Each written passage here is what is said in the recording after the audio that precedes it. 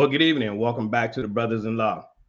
And on this channel, we discuss police-involved incidents that occur around the country, and we give our analysis on the actions of those police officers to see if their actions are what a reasonable officer would do. We also take a look at the actions of citizens to see if they have followed our acronym of CALM, which stands for comply, answer questions, listen, and move on. Would this situation have turned out differently? Now, you may agree or disagree with us, but at the end of this video, it is our hope that you get a better understanding of how these incidents unfold. If you're new to our channel, Mike and I are both former police officers. I was a Virginia State Trooper for 7 years, and Mike is a retired police officer of 26 years from Pleasanton, California. So before we get into tonight's video, please hit the like, share, and subscribe buttons down below. And if you like the content of this video, please leave us a comment below as well, whether good or bad. We love to hear your insight and your points of view. So tonight we'll be talking about, is the use of force necessary? And when is use of force necessary in any type of situation? So I'm going to go and bring Mike in and welcome Mike to the show. What's going on, bro? Hey, nothing much. I'm sure everybody, seen by now the Memphis ordeal, dealing with the gentleman who lost his life because the Memphis police decided to go ham on the guy, to say lack of words. Right. But we're not going to show the video because I think a lot of people, a lot of our viewers and a lot of people have already seen this video. I think, you can only show this video so much. But we can at least talk about the incident and give our opinion on certain things of what happened. Corey and I, we both saw the video, obviously. And there's some questions that we have. There's some things missing from that video that I have questions. But I'm going to give you we're going to give you a view of the video from start to finish in an incident like that. With the mindset as if we don't know the end result. You know what I'm saying? So we're going to, from the beginning, we'll start from the beginning and we will give you our honest opinion based on our training and experience about what we thought was going on and what should have happened and what shouldn't have happened.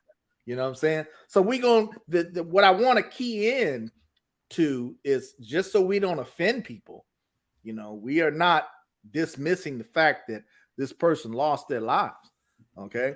But we're going to give you this view as if we don't know what the end result is going to be. Corey, you saw the video from the traffic stop. What I didn't see was the initial contact that the officer made with him. It seems like they only pick it up with them being at a very amped up demeanor, trying to yank him out of the car, ordering him out of the car in a more elevated way. That didn't make sense to me, because only way you're going to be that animated with somebody, even for a reckless driver, for me, is maybe I got into a vehicle pursuit with you or something like that, or you refuse to get out of the car or something along those lines. You know what I'm saying? What you think? Well, that's where I get a little bent out of shape, because one thing I learned as being a trooper, you learn to look at facts, you learn to look for clues and why certain things happen. You learn to control your emotions, and by controlling your emotions, that allows you to have a more broader perspective of what's going on, and you start asking the questions of the who, what, where, when, and why. Well, like we always say, hey, wait until more information comes out. And if you follow Mike and I, first, before I jump into it, let me go ahead and just thank everybody for joining us tonight. Jesus love you. I see Tone, Stacy, Seiko. Thank you for having us on your show. And I'm going to put that link to his show in our description once we're done here. But I start looking at the who, what, where's, and when, and why. Why does this happen? And I start thinking about, my training. What have I done? So, they come up there amped up like 110 miles an hour. So you have to start asking your question, why? Why? Yeah. Why are they amped up so much? Why are they amped up? And if it was a pursuit, then let's see that pursuit. So then they come out and say, well, there was no pursuit. Okay. Good evening, Mom. Hey, what's up?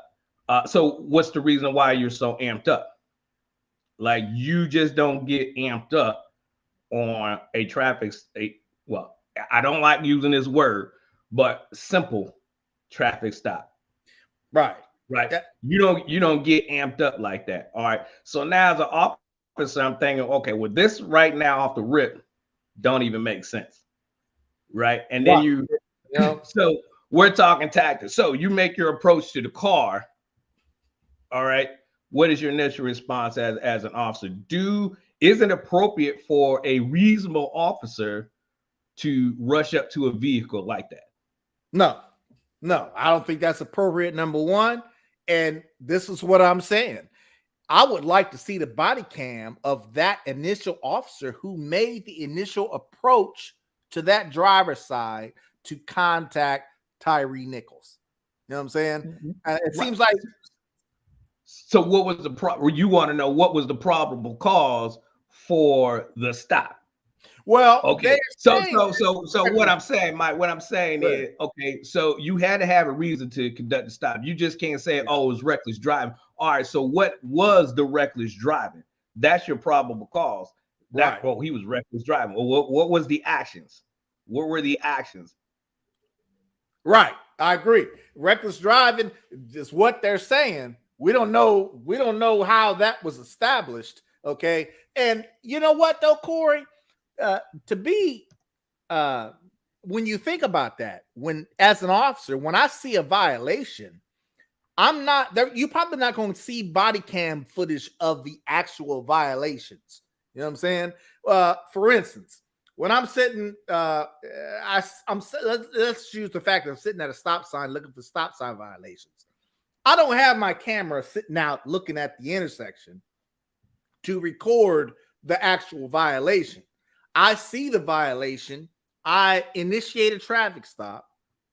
But by the time I hit those lights in my patrol car, that's when I'm hitting the button for my body camera to start recording until I walk up to the door side of the driver, and my recording is going on at that time. So you more than likely, we're not going to see any video footage of him actually, reckless driving. That's what they claim they stopped him for. Okay, let's assume that that's true. Let's assume that he was doing reckless driving, and they said they decided to pull him over for that. What I don't see though is that initial contact when the officer walked up to his window. Now, and started to engage him. Now, if what we saw was that first contact, that seems unreasonable to me. They seemed really amped up. F this, F that. An officer you ain't gonna be all out of control like that yourself on the initial contact of a traffic stop. You know what I'm saying? All right. So let's. These guys were a part of a so-called elite unit, if you will, called the Scorpions. And so when you have these certain elite units, Mike, and you know as well as I do, these guys are given a little bit of leeway in their demeanor, if you will, because of the high level of crimes and criminals that they're dealing with. So those guys are kind of given a little bit of leeway. Now, that doesn't excuse you from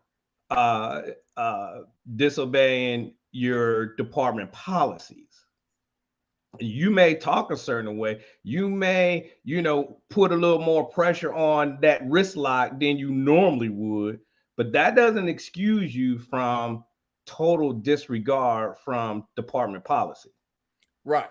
And you're going to respond to what you are given. you're not going to over respond to what you are giving. You're just going to respond to what you are given in a reasonable way.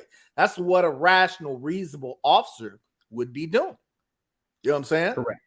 Correct. Now, Jesus Loved You said, is there cameras inside the police car? I don't know. They never showed that, whether there was camera footage that they actually caught Tyre Nichols reckless driving. They don't have any of that. No one's showing that. But for the sake of discussion, let's assume that, okay, he was reckless driving. Now, the police officers conduct a traffic stop. This is what I would expect to handle a traffic stop. You know what I'm saying? And that's what threw me off, Corey, is how amped up they were. Maybe what we don't see, I understand that he refused to get out of the car. Maybe what we don't see is that initial contact when the officer actually walked up, showing him walking up and saying the first words to Tyre Nichols, right? I don't see that, which might explain why they were so amped up, because that doesn't make sense to me for them to be amped up just on first contact like that for no reason. Right. Now, what I did hear too, there's still more video to come out in this. So again, we still need to wait for that footage to come out. Right. It's that initial part of it that I have a problem with. And there's a lot of rumors going around. Zach says, a rumor that he had heard or read that the subject had something on an officer within the unit. It was an execution, not a stop. It could well. I mean, I've heard that was debunked by the family members of Tyre. So again, you got a lot of speculation. That's what we have to stay away from, folks, is all the speculation. Because again, all right, now you're saying they had dirt on one of the officers or whatever, and now you're saying it's execution. Well, you got to prove that. We're speculating, right? That's why it's important. That's why Mike and I are saying what led up to it. Who said what? What was everybody's demeanor? What caused you to be 110 miles per hour going at this young man like this? And so, when you can't get wrapped around all these, what people are saying on TikTok and what people are saying on Facebook and YouTube, let's see the evidence unfold, right? We know what they did was bad. We know what they did was wrong, but we're looking at, okay, so we know they didn't act as reasonable officers. All right, so what caused that ampness? What caused them to not even try to de-escalate the situation? And so when it comes to use of force, right? I've been on hundreds of pursuits and involving reckless driving. I pull my gun out on reckless drivers, giving them commands to get out the car. When you are in these types of situations, I had this conversation with a friend of mine earlier this evening, and I said, there's one thing that really struck me about this is that you saw none of their training tactics in play. When you go through training, even in military training, we train. Hey, guess what we're doing today, guys? We train. Why? We train because that's muscle memory. We train so that when we get into something, your training automatically kicks in. That allows you to do your job the correct way in a safe way. It's so automatic. When I saw them grab Tyre by his wrist, I'm like, okay, all right, that's fine. You grab him and you bring him out the car. That's fine. Right. That's and automatically get him in the T3. Yeah, okay. You get him in the T3 wrist line and you put cuffs on. But that didn't transpire.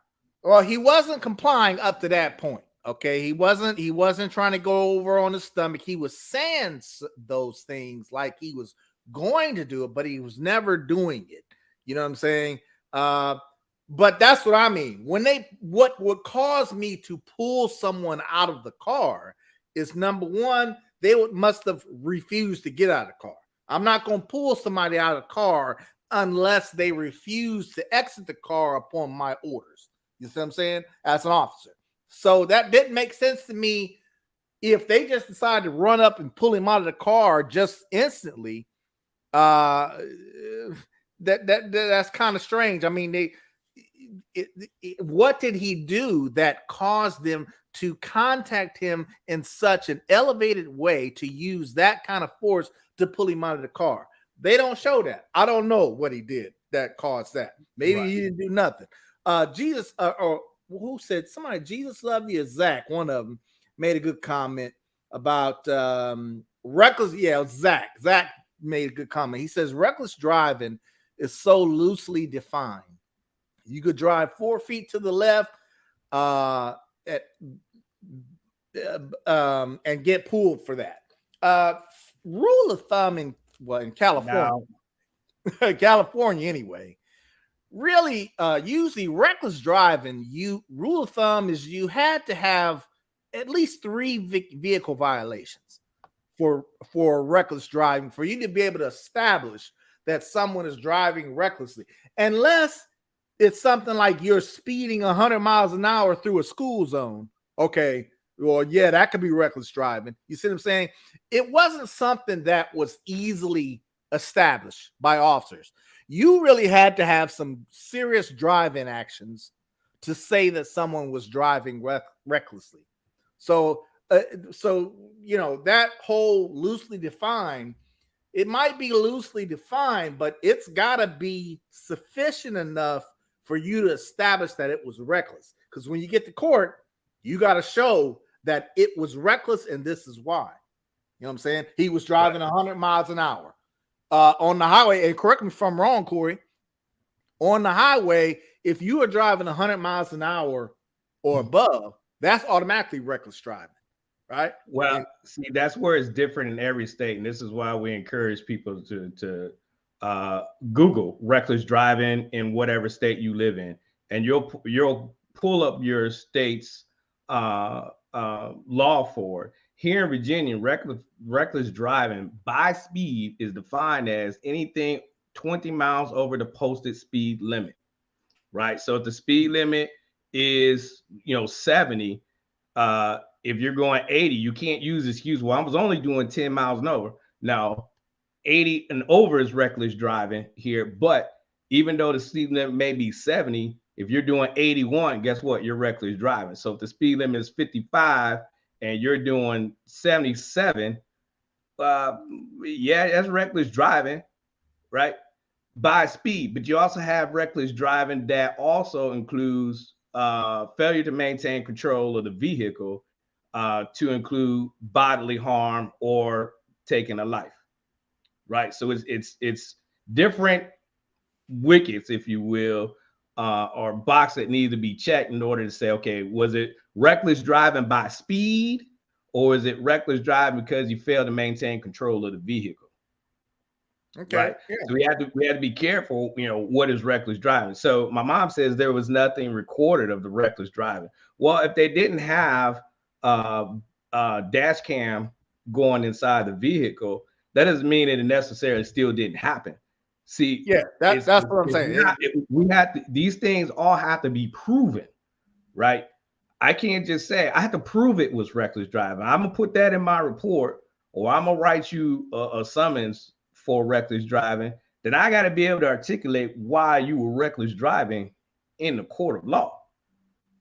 So and there are times, before, when I started out as a trooper, Mike, I didn't have a body camera and I didn't have a dash cam in my vehicle when I left the academy. Right, I had to request it. It took me almost about a year before I could get one in my vehicle.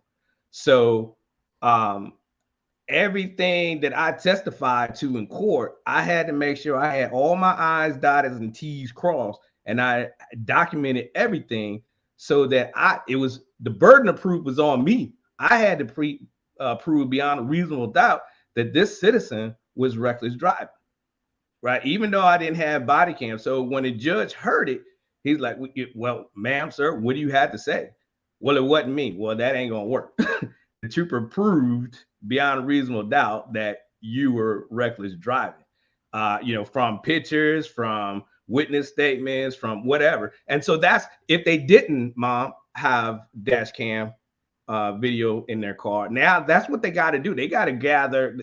Somebody's got to do the investigation, gather all the video cameras from all different locations, get statements from witnesses that were out there on the road that might have saw something, so they can build that case that he was reckless driving or he didn't do nothing, before we can just say, well, that part of it is a lie. Just because there's no video doesn't mean it still didn't happen.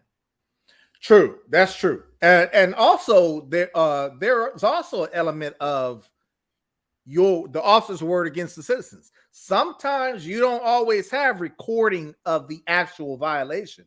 Like I was saying before, when I was on the street, okay, all the driving vehicle code violations I stopped them before I hit the camera. Okay, it was impractical for me to hold my body camera up and just try to catch a stop sign violation or catch someone recklessly driving 90 miles an hour past me. You see what I'm saying? So it wasn't practical. Officers don't drive around in their patrol cars with their body cameras pointed out in the windshield looking for violations. That's impractical and that doesn't work. So there is a lot of times there's an element where it really is the officer's word against the citizens. But you got to look at it this way.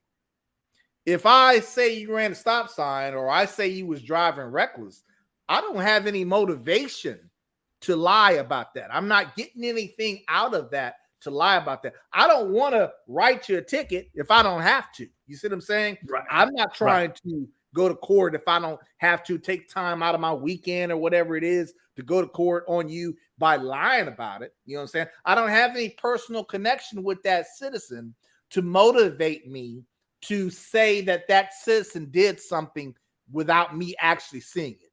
So that's the first thing. So this is why probably a lot of people are saying that this was personal, because why else would you conduct yourself in that manner? Why else would you use that type of unnecessary force? You mean now keep in mind, folks, we in the beginning of this stop. We're not at the end yet. We're in the beginning before he runs. I'll tell you why you would use that kind of force that I saw. That would be in a case where someone is refusing to get out of the car. Okay. Or I had just gotten on a vehicle pursuit with you, high-speed vehicle pursuit with you, and I'm amped up already because of that alone. And I come up to you and I tell you to get out of the car. And then you refuse to get out of the car. Yeah, I got to pull you out of the car. I got to physically pull you out of the car. So up to that point, that is the only thing I feel is missing in the beginning of this, is that body camera footage of that initial officer making the first words, the first contact.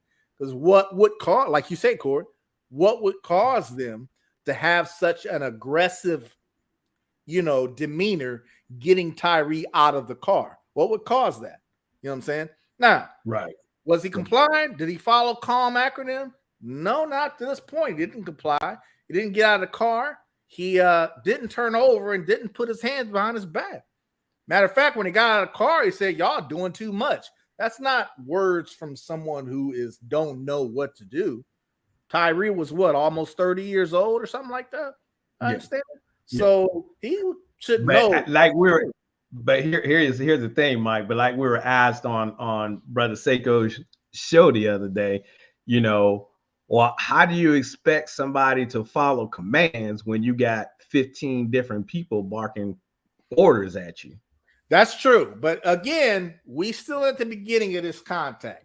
The video that I saw, you might have had multiple officers saying stuff, but they were all saying the same thing. Put your hands behind your back. In other words, in the beginning, I don't think that there was any confusion of what he should have done, which was get on your stomach and put your hands behind your back. I'm not going to say because there were multiple officers saying, sir, yes, it's true. One officer should be giving all the commands. Okay. One officer, not 10 officers, one officer, so that there is no confusion. But in the beginning of this stop, I'm not going to use that as an excuse to say, oh, he didn't know what to do. No, Right. I would have known what to do. You go and stop and put your hands behind your back. Okay. But instead, and the words that the officers used, Corey, were very colorful, probably a little unprofessional. Okay.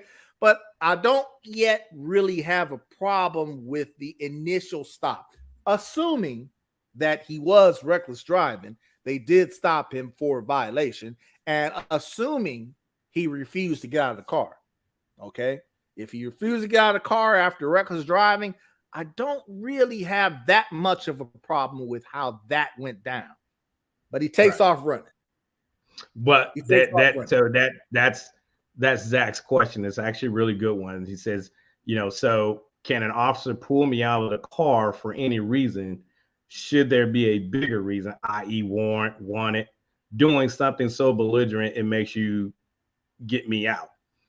Well, if I'm on if I'm on a high speed pursuit with you and you possibly could have, for example, the last pursuit I was in took me through 2 cities. We went through actually three. And one almost hit an officer that was putting out spikes. He almost hit her. When we get into the second city, he's riding on the right shoulder, almost sideswipes a couple of cars. Then we get into the final city where it ended. He clipped one car on the driver's side, knocked their mirror off. And then as one car was merging before we go into the tunnel here, they came out. He T-boned that car so hard, knocked the rear axles off that car. And I jumped out of the car and I gave the code for, crash. But instead of him stopping, I thought the car was done. It couldn't go anymore. Lo and behold, he got the car going, started taking off again. It's like crap. So it dies on him in the middle of the tunnel. Now, difference between this and the other pursuits I've been on, this was an alleged murder suspect. So quite naturally, I'm not going to run up to the car. But had it just been a regular, I don't even like saying that word. If it had just been other pursuits that I had been on and it ended like that, yeah, I probably would have went up and put hands on you, telling you to get out that car. But I would use technique. I would use our techniques getting you out the car. So you don't try to take off on me again. True. Now, out in California, that's the reason for getting you out of the car. Out here in California, Zach, you have to get out of the car. An officer can order you. Let me clarify something. As long as it's a lawful detention, you know what I'm saying? Lawful detention or traffic stop or whatever it is. Yes. A traffic stop. We're talking about traffic stops. On a traffic stop, an officer can order you out of the car for any reason. Any reason. It doesn't have to be a crime. It doesn't have to be, anything specific. An officer can order you out of the car. Because keep in mind, on a traffic stop, you are under that officer's control, basically. Okay, you're detained. All right, on a traffic stop, you are technically detained, meaning you can't just drive away if you decide that you want to leave. You can't leave. You have to stay until the officer releases you. Okay, so yes, you have to get out of the car. If an officer comes up to you, if you're on a traffic stop, I'm specifically talking about traffic stops. If you are on a traffic stop, you have to obviously provide your license. And if the officer needs you to exit the vehicle, you must exit the vehicle. There could be a lot of reasons why the officer wants you to exit the vehicle. Okay. But yeah, you can't just refuse to say, I'm not going to exit the vehicle. You can't say that. Not out here in California. It's a law that you have to abide by the officers, what they're telling you to do. Okay. But for me personally, if I'm the officer, I 90% of the time I'm not asking someone to get out of the vehicle because unless there's some advantage to doing so. I mean, as long as we're pulled over in a safe spot or things like that, I'm not going to ask you to get out of the vehicle. If I do, it could be because you have some passengers in there and I want to see if you're driving and I need to just speak with you and don't want your passengers to hear because I think they may influence what you're doing or what you're saying or your driving actions. There could be a lot of reasons why I order you out of the car, but it's not a big deal. Just when the officer tells you to get out of the car, just get out of the car and talk with him. You know what I'm saying? Or whatever you do, but you can't refuse to exit the vehicle. Right. So let's move to the second part of this, Mike. So now they try to, I believe, tase him or while he was down when he first got out the vehicle, right? And believe tried to tase him again when he got up and ran. And at this point, if he truly didn't do anything, I get why he ran. I get that. Do I think it's a good idea that he ran? No, I don't. No, of course not. Of course not. Now, keep in mind, folks, we are giving you our opinion of this as it unfolds, as if we don't know what the end result is. So for me, and Corey, you could say the same thing. If I'm an officer on a traffic stop, if you run from me, that automatically tells me you got something that you don't want to get caught, you don't want to be arrested, or you have a warrant, or something along those lines. You are not trying to go with the program. That's what that means to me as an officer. If I stop you and you take off running from me, there is something more going on here that you don't want me to see. You don't want me to arrest you. You don't want me to gain control of you, physically control of you, so that I may arrest you. That's what that means to most reasonable officers. Okay. So was it a good idea that he took off and run, Corey? No, it wasn't a good idea. Let's be real. Let's be honest. Starting from there, that what do we always say? That changes even more so the environment of the contact, the pace, or the what do you say? The demeanor of the contact. You are changing that contact now. It was already elevated. Okay. But when you take off, now that adds more to the elevation. It adds more smoke to the fire. You know what I'm saying? So you never want to, obviously we'll never encourage you to take off running. Yeah. Shots by Billy says it's a difficult topic, but for him, he said he thinks it's just wise these days to be armed with hidden cameras. Like you can get hats and glasses these days with hidden cameras. Yeah. A lot of people are travel around with the GoPro cameras in their car, or they have they got their cell phone cameras going as well, and that's perfectly fine, folks. I know I've conducted hundreds of stops where individuals had cameras going, videotaping me, and as I will approach them and see them recording me, they will put their phone down, and I would tell them, no, don't put your phone down, you can record. Yeah, keep on recording. I said, I'm recording as well. I said, I'm not going to do anything to you that I wouldn't want done to me. And Mike, when I would say that, guess what they did? They put the cameras down. I love cameras. I ain't got no problem with people using a camera. I use a camera. I'm shocked that there are agencies today that don't have body-worn cameras, much less cameras in their cars.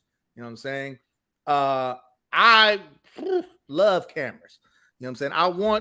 I don't even have to hide them. I don't want the camera hidden. I want it out here. I want you to know that I'm recording what's going on. Okay. And as a citizen, if I chose to record, I want that officer to know I'm recording you. You know what I'm saying? So that keeps everybody in check, in my opinion. You know what I'm saying? The officer knows you recording him or her, which any reasonable officer would assume every day you go out on that street, you are being recorded. Okay.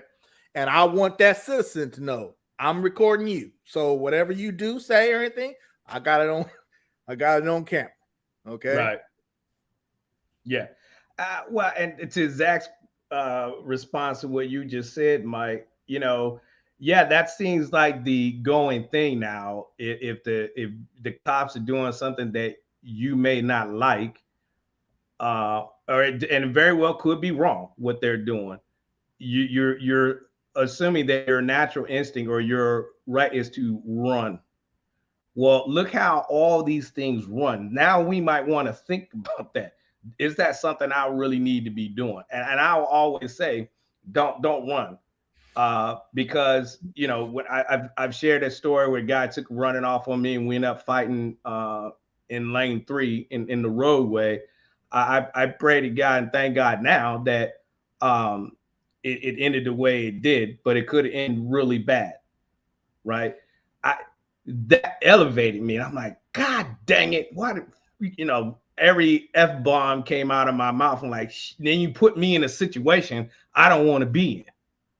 Like, I don't want to run after you, right? But I cannot just let you go. Now, you say, yeah, we got their ID, we can't, but yeah, that always doesn't play out. I mean, it's a natural instinct. Hey, cops chase bad guys, right? Right. Why did he run? Why did he flee from me? I didn't do anything. He was black. I was black, right? It was nothing there that I was doing that caused him run. He just didn't want to go to jail. He knew he was going to jail. And you know what, Corey, though? That right there, look, I was a police officer for 26 years. Every time I had to chase someone, and when I caught up to them and asked them why they ran, it's because they didn't want to go. They'll tell you, I didn't want to go to jail, or I have a warrant, or something along those lines. I think too many people say that they ran because they were scared, and rightfully so. I just have a problem with that. If I'm stopped by the cops, even if I'm scared, my first instinct is not to take off from them, because you know that officer is going to chase you. Okay. Yeah. As an officer, I got to weigh certain facts. I'm going to weigh certain facts, whether it's worth me chasing you or not. Yeah. But if you a citizen and you take off running from the police, you should assume that they're going to chase after you. Okay. You should assume that. All right. And yeah, Tone, when I was getting the whooping, I didn't run because I knew I wasn't going to get nowhere. Hey, my mom is on here. And Mom, you tell him, we didn't run. Nah, because you was gonna get it. You was gonna get it worse if you ran. Yeah. Hey, Mike know my parents. We grew up together. Yeah. My daddy would hope my daddy made it so you wasn't gonna run nowhere. You took that beating. And they're right, Mama. There wasn't no running. You took that whooping because you knew if you ran, you was gonna get it worse. You know what I'm saying? That's right. And I don't like the excuse of, well, I ran because I was scared. Okay. If you get stopped by the police and it's to that level, you know what I'm saying? We know how serious police can be if you take off running from them, and they're supposed to be. Police, part of their duty is they're supposed to apprehend you. You know what I'm saying? That's a given. Okay. They're supposed to apprehend you. But I think too many people, Corey, always say, well, he ran because he was scared. No, that's not always the case. Most of the time, they run because of the reasons why I just mentioned. They don't want to get arrested. They don't want to. They got warrants, or they got something on them that's illegal, or something like that. Okay, so I'm going to assume we can argue all day about why Tyre ran. Okay, but the fact remains he ran. Okay, now up to this point, Corey, during the traffic stop, the fact that he didn't comply and he took off, do I necessarily have any problems with what these officers did, aside from being amped up? With me not understanding why they were so amped up for the initial contact. Okay, I can't really say that there was anything that they did that would be unreasonable. Now the average citizen might say, well, the fact that they yanked him out of the car. Some people would say, well, that shocks the conscience. That seems unreasonable. Well, I can't really say that because I'm looking at it in the sense of, are there times where I had to physically grab somebody out of the car as a police officer? Yeah, I can definitely see reasons where I would physically have to grab you and pull you out of the car. That's because you refuse to get out of the car or something like that. You know what I'm saying? I'm not going to be able to do that as long as you voluntarily get out of the car when I tell you to. You know what I'm saying? So up to this point, I don't yet have a problem with what's going on. Could there be some things that could have been tuned up and done better?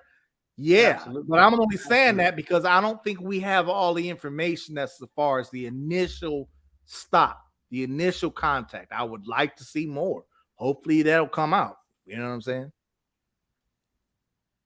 Yeah, I'm just reading some of the comments because my mom said he was like 80 yards away. It's like, wow, that's kind of really close. You would think being that close, somebody would have came out. I heard it was 3 blocks. He was like at least 3 blocks away. Jesus Love You say he was about 10 minutes away. He believes so you can see how so much information is coming. That's why we got to keep in mind, though, that doesn't have anything to do with how close he was to home. That's like saying, no. I got into a vehicle pursuit with you, and because you are 2 minutes from your house, I'm supposed to let you go. Right. You see what I'm saying? For a DUI. Right. I'm supposed to let you. You made it home. I can't get you now. You see what I'm saying? That's not how it works. So people keep talking about how close he was to his house. Yeah, you can get to a crash close to your house. You know what I'm saying? What at one time a lot of DUI crashes happened less than a mile from their home. You know what I'm saying? So I don't. That doesn't really have an impact as far as what took place. Keep in mind, we are telling you our opinions from a tactical advantage, a tactical perspective based on our training and experience on the job of what we think was reasonable as an officer. Up to the point where he ran, I can handle that. I can handle what took place up to the point where he ran. Then it starts going south, obviously, once they catch up to him, huh, Corey? Right. Yeah, that's when it all goes south then, because now they're taking that anger, if you will, out on him now, and still trying to gain control of the situation. First of all, they never had control of the situation at all. I still believe they should have had him detained and handcuffed back at the vehicle. He should have never had the opportunity to get up and run. Now we're at this point. Now it's clearly that, their training has really literally just gone out the window. And to the point now you're letting your emotions take control of you and not your training taking control of you. Because at this point, even though you're amped up and you're fighting, I'm still remembering in my head, okay, I can do pain compliance. Let me try to do pain compliance. I can do elbow strikes to the back. I can do knee kicks to the side, whatever I need to do to try to gain control, to try to get you detained. Those things, even though your mind is going 6,000 miles per hour, you still have to remember your training, because that's what your hope is when you get in these situations, that training kicks in, like we said in the opening points. You train. Those of you who were in the military in our conversation, or even if you do jujitsu on the side on your own time for personal training, whatever, you train those things. So when you get in that heat of the moment, that's what takes over for you. And this here, it didn't happen. Now you can say this had to do with the special unit, Mike, because remember we said a few minutes ago that they get a little bit of leeway, and that's bullcrap. Because I think now you're going to have all these agencies across the country now or special units be looked at at what they're doing. Now, what I can say about state police, now we just have tactical force guys, which is basically our TAC team or SWAT team guys. And if they were going to pull over a vehicle like that, they would call one of us to do it. Hey, this is right. Yep, they'll call a marked unit to stop that vehicle, and we would follow them for however long it took till we found probable cause to initiate that traffic stop. And then once we initiate that traffic stop, they would take over from there. Zach makes a comment.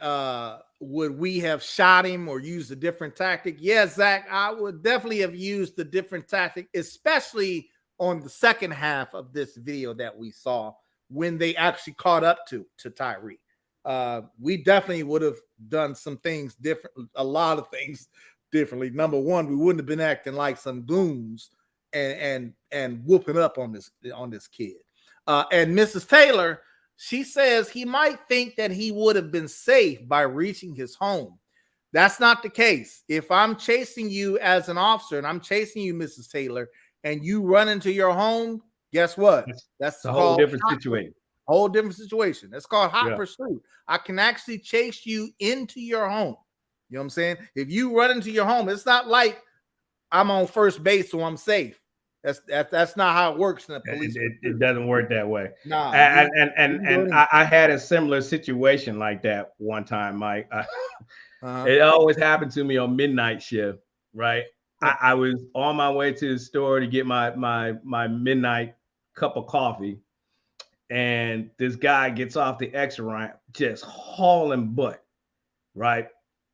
And so I was like, let me follow this dude. So I mean, now he's on the main road. The main road, I think the speed limit right there is like 45 or something. He was every bit of 65, 70. And he was made a right turn about 200 yards just past the getting off the exit ramp. And he didn't even slow. He just hit that joker hard. And I was like, oh my God, what is wrong with this dude? So I followed him, hit my lights, sirens, and he takes off, and then he pulls into Red Roof Inn hotel, right? He pulls into that parking lot. I followed around that parking lot like 4 or 5 times, right? And so finally, on that last lap around, he gets to a point and he stops, and he gets out and takes off running. And I'm like, oh, crap. Now in my mind, I have to stop this dude before he gets into that hotel room. And when you say that, you want to stop him before it gets into a hotel. Not that you can't run into that hotel room after him, but you don't want him to get into that closed space because you don't know what he has in there. He might have a weapon in there or something like that. Right. So you want to get him before he runs into the building. You know what I'm saying? Because then you have a different scenario. Okay. And to point Zach, it was his girlfriend that opened the door. Right. And I snatched him up before he could get in there because, like Mike said, my thought process at that point was I can't let him get in there because what if there's weapons in there? What if he's meaning to lead me in there to ambush me? So just because you make it back to your home doesn't mean it's over. Right. We have to keep that in mind. It doesn't mean it's over in here. Not in a hot pursuit. Right. In fact, it makes it worse because now you may have 7, 8 people in the house. What's going on? What's going on? Everybody's trying to get in on this night, and it's just me. Right. It was me, and it was I think 2 other ladies in that apartment or hotel room. So I got him. I hooked him. Yeah. And so he wasn't safe once he got into the room. No. That didn't mean that you couldn't come in there after him in a hot pursuit. Right. You know what I'm saying? Right. So that's true. I think a lot of people don't understand that. They think that if I can get into the house, I'm good. And that's just not the case. Now, okay, Corey. So let's move on to the incident. They catch up to him. And what I saw was some straight goon stuff. Okay. I didn't agree A reasonable officer would not have handled this situation this way. These guys were punching him in the face, kicking him in the face. There was no rhyme or reason to the violence that they were doing. Now, don't get me wrong. When an officer catches up to a fleeing suspect, there's some level of violence that's going to occur to some degree because you got to get him under physical control and you got to get him handcuffed, okay? It can get violent depending on how much he's fighting, okay, or how much he is resisting. But in this case, these officers seemed to, no one was grabbing his arms. They kept saying, put your arms behind your back. But he was holding his hands up, but no one was making an effort to physically grab his arms and cuff him, okay? Right. Well, now, I've been in situations where I'm catching up to people or someone is resisting me from handcuffing them, okay? There's a rhyme and a reason to what I'm doing. I have my partner there. I'm going to say, okay, you get his legs. I'm going to get his upper torso. I'm going to try to get his arms behind his back. A lot of times there's 3 officers on one dude because dudes can be very strong, okay? It might take 3 officers, all right? I got one arm. The other officer's got the other arm. We both trying to forcibly pull this guy's arms behind his back to handcuff him. And while the other officer is trying to make sure he don't kick and hurt somebody because he decides to flail his legs and kick, okay? None of these officers were doing any of that. They were just giving him orders to put your hand behind your back, but meanwhile, they still hitting him. They ain't giving him time to put his hands behind his back, and you hitting on him.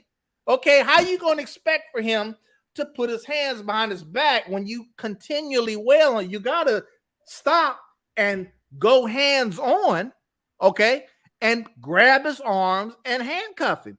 But they weren't doing that. They were some straight goons punching the mess out. Of course, not for our viewers, I think it goes without saying, as a reasonable officer, excuse me, as a reasonable officer, we ain't getting down and punching and kicking.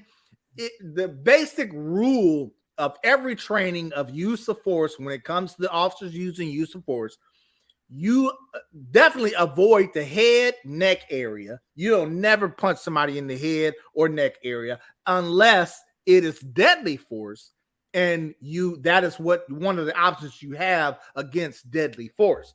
Okay, but in this situation, this was far from a deadly force incident. Okay, so there was no reason for them to be punching and kicking this dude in the head. That was some straight unprofessional, untrained street shit, Corey. Okay, don't get me wrong. That was straight. That was straight hood.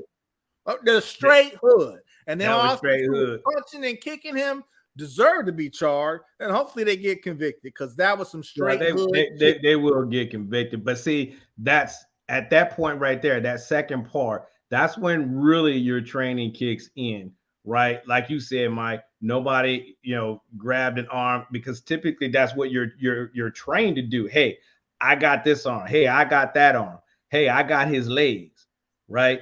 All right, now somebody's trying to, now you may have one person with a taser, which would have been fine if they were tasing him, if everybody had a limb and trying to straighten him, he's still resisting. And give him a dry stun, right?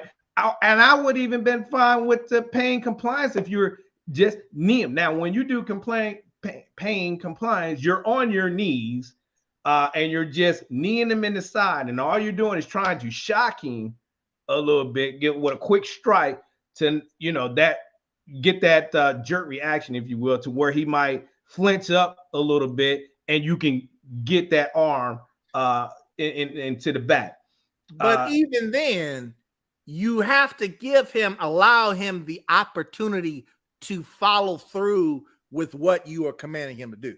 You know what I'm saying? Right. So you give him that strike, you just loosen him up. Okay. When we say loosen him up, folks, we're talking about a suspect who is physically resisting, trying to stop you from handcuffing him. Okay, not throwing punches or kicking, but just keeping your arms tight or tensing up your body so that I can't just freely pull your hands behind your back. You can do some kind of strike on the side or something. When Corey talks about that, that's what that's for. It's not to beat the mess out of him. Okay, it's to shock him, to get him to release his tension so that you can get it. There you go. But these officers, they wasn't doing that. They weren't. No. They was just straight wailing on the kid, and it didn't make no sense. There was and that's where what they was doing. That's where people were saying, this had to be, something personal. Again, you're speculating. Again, I'm not even gonna go in that you got to be able to prove all that. We're not even going to get into that because that would be bringing your emotions into it. We have to look at tactics, and we have to look at what's the reasoning behind this, what's the facts behind it, what led up to this point. And like I said earlier, that's your who, what, where, when, and why. Why is all this happening? Who caused this? Did they have a relation with this guy? Was he a known suspect to them? This is what you need to know to build your case. Not because, they were just straight, this was personal. Well, if that's personal, then it's got to come out to that. We can't speculate that. I'm not going to even though the actions were very inhumane, nothing they did was correct. And that's why I said, every special agency like this has special units like this are going to really have to look at their policies or create more policies to, hey, all right, yes, we would give you leeway in this, and this, right? Maybe it might be language, maybe it might be, something else, but you're not going to go outside of those parameters when detaining people or the use of force. They have to have stricter guidelines in doing this. I see the use for these types of special units. They're necessary, but at the same time, you can't let them run amok. I mean, you can go back years and years and years and see how these, special units in these police departments have run amok over the year, and people have lost their life. You need to take a round turn on those, because one thing you can't do, it's like that movie with LL Cool J and Omar Epps back in the day, In Too Deep, where you lose yourself, you lose who you are, you lose your reasoning for why you're doing this job, when you almost take on that lifestyle or that mindset of the very same people you're trying to put behind bars. You're no better than they are right now. And when we talk about paying compliance, folks, we are talking about it. Paying compliance is a necessary thing to do. Don't get me wrong. Paying compliance is necessary, but understand there's a rhyme and reason to it. Paying compliance is used to get you to do a specific thing, okay? To get you to do something that we're telling you to do. Paying compliance is not meant to just sit there and wail on a dude just because you trying to whoop him, okay? That ain't what that is. That's not what we're talking about, okay? That, in other words, Corey and I, we're not looking at this from an emotional standpoint as if, they got some personal vendetta or something like that. That's all rumors. That don't matter. We are giving you our view of whether or not what we saw is something that is tactically sound or what a reasonable officer would do. And at this point, when they caught up to him, there was nothing reasonable about what they were doing. You know what I'm saying? They didn't use any tactics. Yeah. They didn't use any rhyme or reason to what they were doing. They were just, and the kick and the punches to the head, that goes, common sense to tell you that ain't right. Okay. Yeah. That ain't right. No. All right. So Jesus Love You says, do y'all think the cops deserve the death penalty? For me, if they met the criteria for the death penalty, again, each state's criteria is different, and not every state carries the death penalty. If it met the criteria for the death penalty, I don't think all of them should get it, but the one who was the initiative in this, the one who initiated this whole thing, that one should get the death penalty. If the criteria for keep in mind they're charged with second-degree murder, not first-degree murder. So I don't think these charges, if they did have the death penalty, it wouldn't meet their criteria for the death penalty. But I don't quote me on that. I have not looked to see if Memphis has a death penalty or not. Maybe somebody can chime in on that and let us know. But if it met the criteria for it, I think one of them should, whoever the main one in this one, who delivered that final blow, is what you would have to look any at. of them officers who kicked and punched him in the head. I mean, death penalty. I don't. You know what? I would have to say whatever they can show and establish and prove in a courtroom of the elements of what was going on here. Okay, if they can prove the charges. I mean, like you said, Corey, every state got their own criteria for a death penalty. I don't think that this is going to be a death penalty type case. Okay.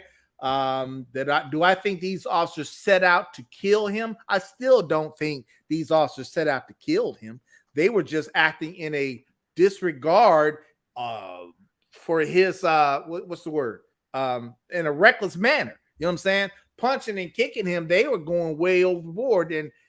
But you could make the argument if he dies as a result of them directly kicking and punching him in the face. Okay, he died. If they can show that was why he died, if anything, you might have a manslaughter. You know what I'm saying?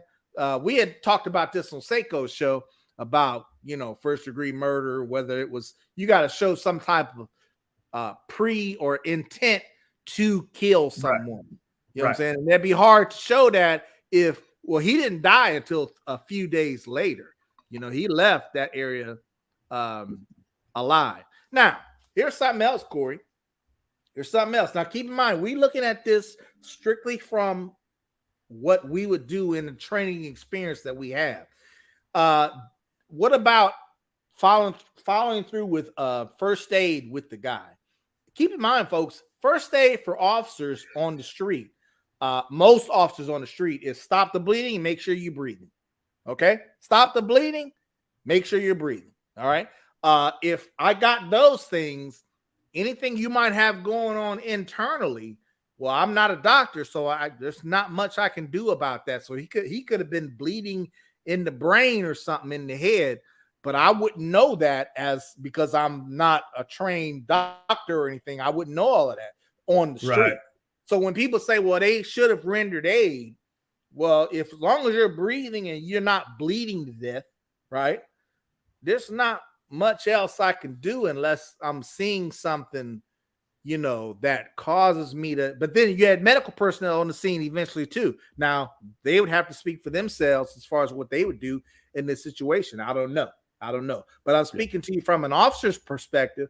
That's my responsibility. Is I want to make sure you're breathing and I want to make sure you're not bleeding to death. You know what I'm saying? Or something like that, right? Right. So I think when people say, well, they should have rendered aid, they're thinking like what a doctor would do. Well, I need to hook you up to IV or something like that. No, I just need to monitor you long enough for medical personnel to get on the scene. Keep in mind, though, Mike, the officers, we were limited to the amount of first aid we had with us. We carry aid for ourselves in case we get injured. We may only have one tourniquet. Sometimes you might get lucky and keep one after they come out and recycle your stuff. Sometimes they'll let you keep that extra tourniquet, but you don't have. I mean, we have some bandages and stuff for gunshot wounds and things of that nature. But if anything's internally, then no. But what I do think they should have done, they should have never left his side. Make sure they always still had complete. Hey, right. Where are you hurt? Monitor him, constantly monitor him. Right, and they weren't doing it. So I have a problem with that. But Tone asks, hey, after you both graduated the academy during FTO, were you ever told forget everything you learned in the academy? This is the real world. For me, no. My FTO was straight by the book and good dude, and I have a lot of respect for him. He's retired now. In fact, we still keep in constant contact. He never once did that. Everything with him was officer safety And he taught me everything to make sure I didn't get in trouble. He said, because boy, you get in trouble, they're not going to have your back.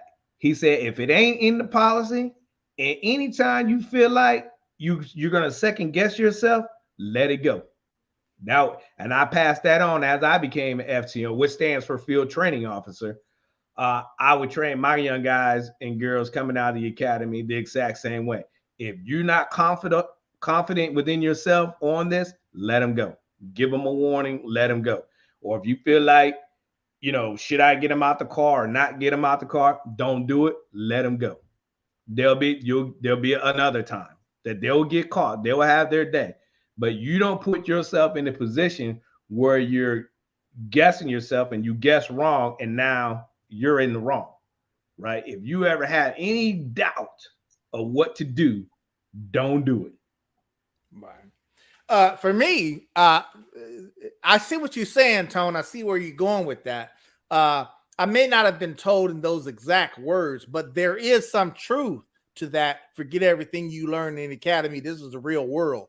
What I mean by that is when you're in the academy, everything is staged. You're dealing with actors. You're dealing with people that, are pretending. You're dealing with hypothetical situations that you might be thinking up in your mind. You're dealing with specific scenarios that were prepared through a course curriculum, you know what I'm saying, ahead of time so that they can evaluate how you respond to that particular scenario. But the academy is the academy. When you are actually on the street for real, you apply a lot of what you learn in the academy as far as technical skills go. But when you are communicating with real people, okay, who are going to give you real responses, they're going to give you unpredictable responses or do unpredictable things. That's what they mean when they say, forget what you learned in the academy. It's time for you to deal with this because this is a real situation. Let me give an example real quick. When you're in the academy, you don't learn how to respond to a 50-year-old mother's home who is dealing with her rebellious teenage son. You don't learn that in the academy. That comes with life experience, okay? Life experience on the job and life experience in your own life, okay? You are tasked with a situation where you have to tell this 50-year-old mother, you have to advise her on what she can and can't do with her teenage rebellious son. Okay, now that's real lighthearted, but that is a common call for service. You'd be surprised how many parents will call the police on their kids because their kids are out of control. Okay, you got to have some correct me if I'm wrong, Corey. I know you respond to some calls too. You got to have some real life experience dealing with stuff like that. That's why I was never a big fan with making someone who is 20, 21 years old a cop. You know what I'm saying? Because you don't have enough life experience to deal with every issue when you're dealing with real people. Okay. So that's what they mean by that. They don't necessarily literally mean forget what you learn in the academy. Okay. They just mean you have to apply what you learn in the academy the right way, because now you're not dealing with actors. You're not dealing with pretend scenarios. You are dealing with real people with real problems and real issues on the street. So that's what's different from our academies. Our academy was based on our scenarios when we went through officer survival phase of training. There was two phases. First was like the first half of the academy, and then you had the second one.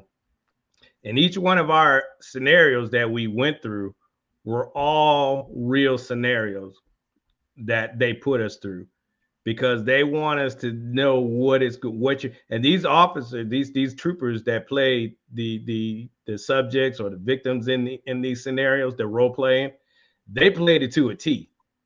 And they put you in a lot of pressure because they say this is what it's going to be like. Because at this point in officer survival, this is where you want to make your mistakes. This is where you want to second guess yourself. because our logic of thinking was when you get out there in the real world, you're not going to make these mistakes. So, every scenario they gave us, somebody, some trooper or some officer has went through that exact same thing. And what you're looking at, your use of force, right? Is use of force necessary? If you used it, why did you use it? Why did you shoot that individual? Right? Hey, now you got to articulate yourself. Now you see why this is why you can't do that. Right? So you wanted to make your mistakes in training, right? And one of the best parts of that training was when we had to do notifications, right? And I don't care how much training in the world you go to, that is the worst thing to do, is going to somebody's house and delivering a death notification. Yeah, you really can't train for that. You can't train it. I mean, and the lady, I'll never forget this trooper. She's retired now. She played that role so hard, it broke me down. I was like, I didn't know what to do. And for the first time, I was at a loss of words, like, because how she came at me. And I'm like, God, dog. I was like, I don't know if I want to do that. But you know what I mean? Yeah, but that's what I'm saying. You made that. So when I went and did my first notification, it put me right back in training. And I was like, and I remembered everything she told us. I mean, the biggest thing is just to have the compassion. Don't sugarcoat it. Tell it like it is, when it happened, how it happened, and don't lie. That's what I never forget. She said, "Don't lie, don't lie. Tell them the truth. What happened, and what's the next step, and then switch gears. Now you're a comforter. And so that stuck to me, and that's what got me through my first one. Although I still think I messed up. I forgot a piece of information. I had to go back to the house and drop that information off. And I'm telling you, y'all know me, that I teared up, because that was the hardest thing I had to do in my life. So that training is important. And to say that, hey, what you learned in the academy is not how it is out there, I say that would vary from different agencies. State police. Well, not only that, keep in mind, the academy, they only have so much time in the academy. You see what I'm saying? You ain't going to train on every scenario that you're going to encounter on the job in real life. It just ain't going to happen. You know what I'm saying? The academy is designated for specific things to try to get you covered and exposed to what you may encounter out there on the street. But I guarantee you, there's going to be a lot of stuff that you're going to encounter on the street that you weren't taught in the academy. You know what I'm saying? There's going to be a lot of stuff, scenarios, if you will. I use that term loosely, because in real life, it ain't no scenarios. There's going to be a lot of incidents where it ain't no training that's going to get you there, Tone. You know what I'm saying? It's going to be experience. It's going to be tactfulness. It's going to be communication skills and things like that you naturally are going to develop dealing with certain things. You know what I'm saying?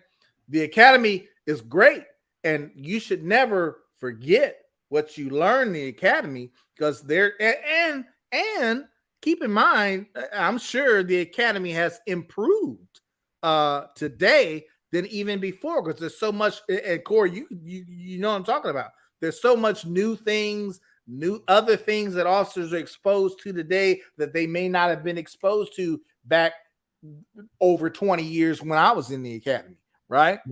Right. So it's always improving. But again, the academy only got a certain period of time to teach you very important things within that time frame. You know what I'm saying? But like I said, you definitely gonna have stuff, Tone, in real life on the job that you're gonna have to just experience as an officer. And hopefully you are mature enough and you have enough life experience dealing with people of all different races, classes, of every different walks of life, that you can deal with. You know what I'm saying? Right. What we always say on here, Corey, to be a good officer, you got to have some life experience, man. You do. You know what I'm saying? You got to have life experience. And get the average officer in this situation that I think the most years on board was what, maybe 5 years, 6 years. Everybody else had 2 or 2 to 3. 5 years or something like that. And that's where maybe we need to look at up in the age limit. Maybe we need to do a harder look at the backgrounds of Genders. these, There you go, Zach. of these individuals. It's sad that this happened. There's going to be more to come out. Again, just kind of we know it's hard to as citizens for you to try to leave your emotions out of this. Mike and I have been around in our military training. We kind of learn how to put our emotions aside and look at things for what it is and what's the who, what, where, and why. We know it was horrible. We know it's wrong. We know they're going to get convictions. There's no way that they cannot be convicted. Yeah, these officers acted, particularly in that when they caught up to him after he ran. You know what I'm saying? These officers acted in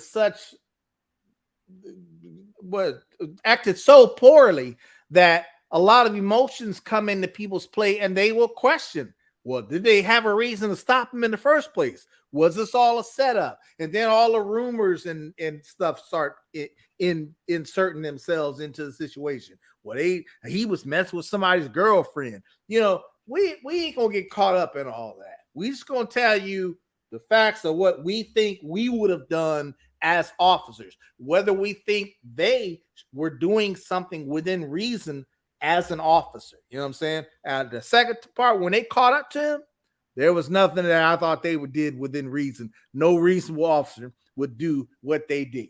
Okay, that was crazy, and I'm sorry that Tyre lost his life. I know his parents are going through it. If I was a parent and my child, was killed that way, you know what I'm saying, I would feel the same way. But keep in mind, we're just telling you what we think in this incident, what we would have done. We try to keep those emotions out of it. You know what I'm saying? Yeah. Again, it's sad. So we want to thank you guys for joining us tonight, man. Heck of a conversation. Zach would like for us to do a follow-up on this. This is totally against your narrative. But we'll do a follow-up on it as more comes out. And see how it plays out in the court of law. What's the end result? So hey, like, share, and subscribe this out. If you like the content of this, please drop us what you liked about this show, what you didn't like about the show. We talked about the use of force, when the use of force is necessary, when too much force is necessary. You're only supposed to use the amount of force necessary to de-escalate the situation and gain control over the situation. It's not designed for you to take a life unless, again, deadly force then is authorized. And those are whole different elements there. But hey, thank you guys for watching us tonight. We truly appreciate it. We'll be back on next Thursday at 8:10. So bring a friend and check us out. Mike. Yeah, we didn't get to touch on it, but I wanted to touch a little bit about the baton and what people's perception of why officers carry a baton and what it's for. It's never a pretty look when an officer has to use a baton. In this particular scenario, I don't think that was necessary either, obviously, them wailing him with a baton. But there are reasons why you may want to use a baton as an officer. But we'll say that for another show. Thank you guys for joining us.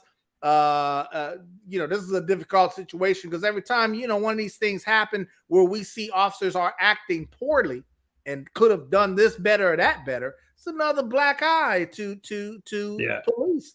You know what I'm saying?